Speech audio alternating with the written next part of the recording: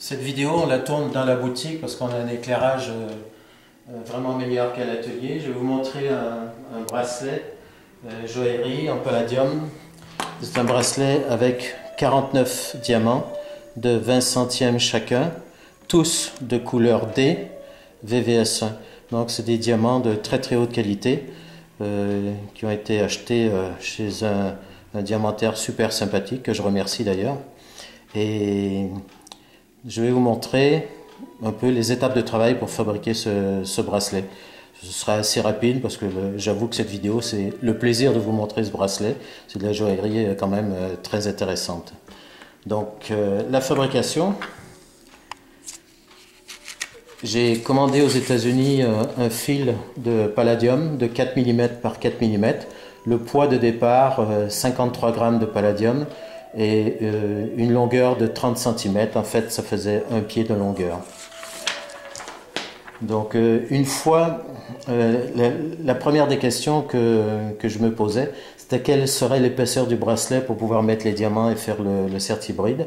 Donc, j'ai fini par décider d'une épaisseur de 28 dixième 5, ça c'est l'épaisseur. La largeur était proche de 4 mm, j'ai laissé 4 mm. Et ce que je voulais, c'était une jonction qui ne soit pas ni bout à bout, ni même en V. Et la solution que j'ai trouvée, c'est celle-ci, c'est-à-dire fabriquer une creusure qui me permettait d'emboîter la gauche et la droite ensemble, comme ceci.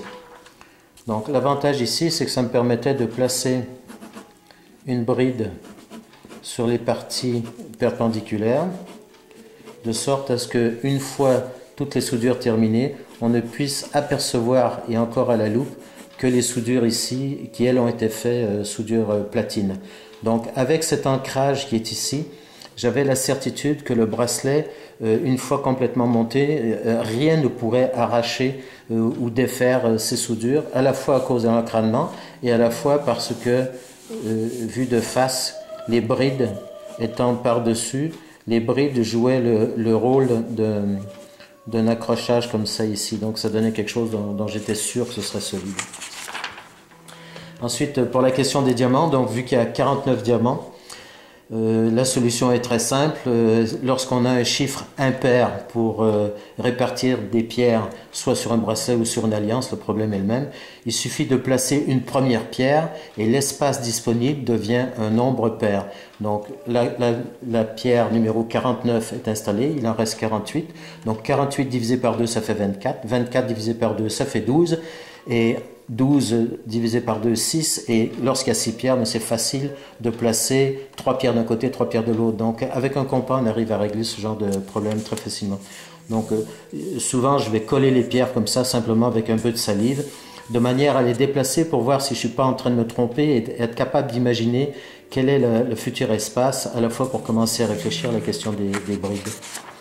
Alors ici, donc des repères. En premier, après avoir percé un trou, j'ai mis mon poinçon de mètre sur un côté avec la certitude que je pourrais après souder les brides et que la soudure ne vienne pas rentrer sur le poinçon, que le poinçon soit intact jusqu'à la fin.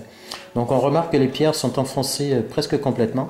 En fait ici il y a une courbe, mais à chaque espace de diamant, ensuite j'ai limé ici un côté plat. Donc les diamants reposaient sur une surface plate et non pas sur une section légèrement courbe. Ensuite des traits de scie qui sont faits un petit peu dans le haut et après je regarde et je scie dans deux directions, une fois en regardant le bracelet vu du dessus et une fois vu dans l'autre sens, de manière à être certain que mes traits de scie soient perpendiculaires. Et ensuite c'était fraisé avec des fraises, ce qu'on appelle des fraises fissures, qui sont comme ceci. Donc les fraises fissures, il y en a de toutes sortes de diamètres. Et ça me permet d'avoir un creux ici qui sera du diamètre du fil. Entre parenthèses, j'ai fraisé avec des fraises de 14 dixièmes. Alors voilà ce que ça donne une fois que le métal est brut. Les creusures ici, on les voit très bien. Et il ne reste plus qu'à fabriquer. Alors, en faisant ça, pour avoir la même épaisseur partout, je me suis fait un gabarit. Je me suis fait un gabarit comme ceci, avec un fil. Et à chaque fois que je fraisais, je vérifiais avec mon gabarit que l'écartement d'un côté et de l'autre faisait que ce gabarit descendait toujours de la même manière 49 fois. Une fois que c'était fait, il ne restait plus qu'à fabriquer les 49 brides, les rentrer à serre pour qu'elles tiennent vraiment toutes seules. Parce que une fois que ça c'est fait, je soude d'un seul côté sans les diamants. Et ça donne... Donc une fois que il y a un côté de soudé, je mets les diamants et je presse avec une pince parallèle pour resserrer les brides. Donc là ici on a le résultat. Ça c'est une photo qui a été prise après soudure. Et on voit que non, c'est pas après soudure, ça c'est avant soudure. Donc les brides ici sont plus longues d'un côté, de l'autre en dessous, donc elles sont plus courtes. Parce que ça m'a permis de pincer avec une pince parallèle le haut et le côté aussi. Et après, bien sûr, tout a été boraxé. Donc j'ai chauffé le tout avec un chalumeau, avec une flamme, un chalumeau oxydrique. Ça m'a permis de souder. Et les soudures ont été faites avec de l'or, soudure or blanc 18 carats. Parce que on ne peut pas souder avec du platine des diamants parce que les soudures platine sont très élevées en température et le borax dépassé 1000 degrés n'a plus d'efficacité. Et si le borax se retire des diamants, les diamants vont être brûlés et là c'est catastrophe.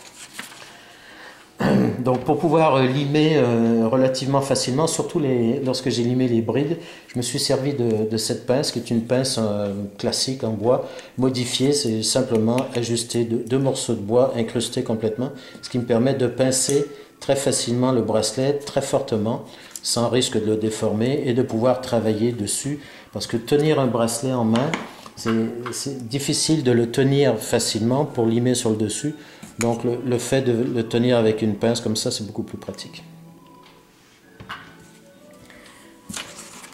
Voilà.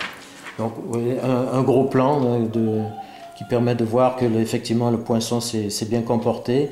Les soudures sont, on peut dire, totalement invisibles dans la mesure où la soudure d'or blanc est à l'intérieur entre les deux parties de palladium. Et les diamants sont parfaitement installés et aucun risque qu'ils disparaissent.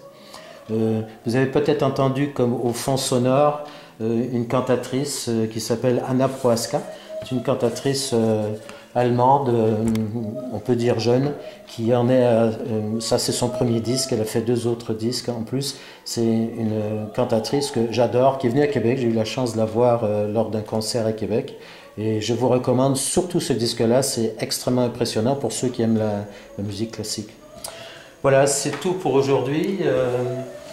Je sais que j'ai beaucoup de vidéos à faire, ça viendra, il y a plein de sujets. Je vais faire une vidéo sur la cheville, puis une vidéo aussi sur la gémologie pour expliquer les principes de base en gémologie, parce que la gémologie est une science et la gémologie c'est quelque chose de sérieux. Il faut avoir des notions sérieuses pour pouvoir expliquer ce qu'il en est.